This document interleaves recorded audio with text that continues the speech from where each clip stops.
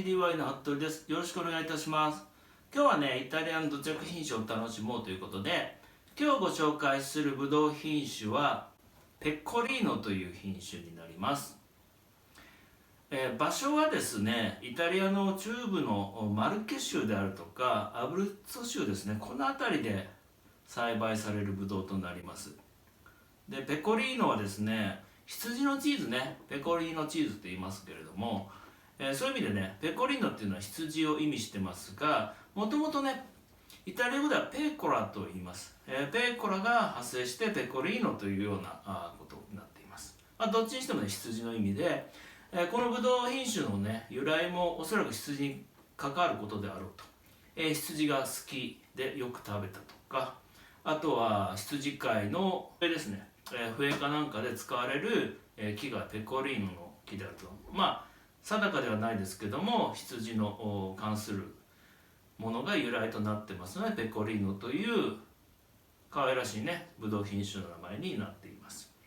でペコリーノはね、ある意味絶滅したかというふうに思われていたブドウ品種です。90年代、いや80年代ですね、に研究としてですね、ペコリーノというものであると、まだあるということで、それからですね、作られてますので、実際にですね、ワインが生産されてきたっていうのは最近ではもう90年代以降ということになります。で特徴としてはアルコール度数です。で今日用意しているワインでこれ 12.5 度と両方とも残り14度ですね。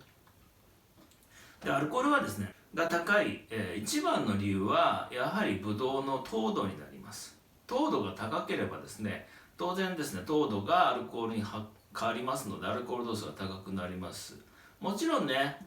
醸造のねやり方によってこの辺はコントロールできるというのは事実です。赤ワインの方はどちらかというと最後まで発酵させるので、白ワインと比べると高いアルコール度数になりますね。で白ワインはね途中で止めたりしますので、どうしても赤ワインよりも度数が低いってことになりますけれども、どちらにしてもね、これ 12.5 とかこれ14とかだと下手するともう全然赤ワインより糖度が高い、アルコール度数は高いですよね。今日ご紹介するワインは3つですね。1本目こちらですね。ワイナリー名はウマニロンキというワイナリーです。こちらね、名前なんですけれども、ベロドーロ・テルラ・ディ・キエーティ・ペコリーノという名前になっています。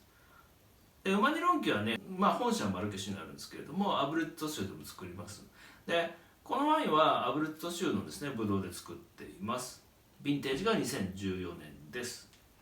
はい、こちら2本目ですね。こちらはオフィーダ・カンティーナっていう生産者です。オフィーダ・カンティーナは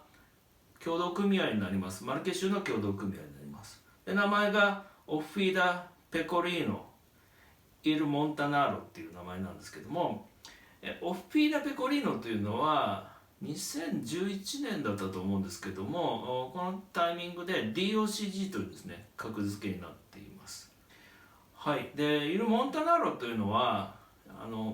モンターニャっていうのが山っていう意味なんですけど、イル・モンタナーロは登山家っていう意味となります。はい、こちらヴィンテージ2012年です。でこちらですね、最後、レ・カニエッテっていうワイナリーの名前で、ヴィンテージはね2017年と比較的若いんですけれども、ワインもこちらねオフィーダ・ペコリーノになりますが、オフィーダ・ペコリーノの後が長いです。これがですね、イオソノ・ガイア・ノンソノ・ルクレッツィアっていうここにイオソノ・ガイア・ノンソノ・ルクレッツィアってちっちゃく書いてあるんですけど、これね、この前ガイアさんというのは長女の方で、ルクレッツィアっていうのが次女の方だったそうです。でこのワインをですね、呼ぶ時にですね、顧客の方がルクレッツィアさんのワインだよっていうので、ガイアさんが怒ってね、これはねガイアの作ったワインだと、ルクレッツィアさんじゃないよっていうことで、イオソのガイアノンソのルクレッツィアという名前になってます。このねエチケット、ここもねガイアさんが子供の頃に書いたものをそのまま使っているようです。はい、テイスティングいきますけれども、色はね意外と濃いめな色になります。少し黄金かかったような色ですね。ではうまいロンキのペコリーノからいきます。はい、香りはね、花の蜜、それから洋梨ですかね、あと白いレーズンとか全体的に甘い香りがきます。アタックはね、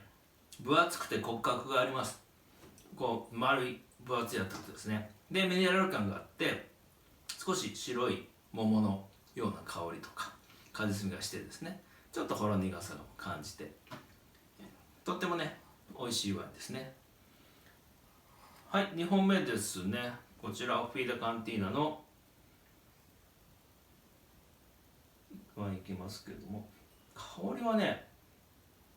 洋梨のコンポートですね。あとジャスミンであるとか、やはり白い花の蜜の香りもします。ブランデーのような香りもしますね。アタックはね似てますね。やはり分厚くって、黄色いというか白い果実味ですかね、果実味がきまして、で苦みがちょっとくるような感じになります。分厚いワインですね。はい、3つ目レッカニエッテのワインいきますけども、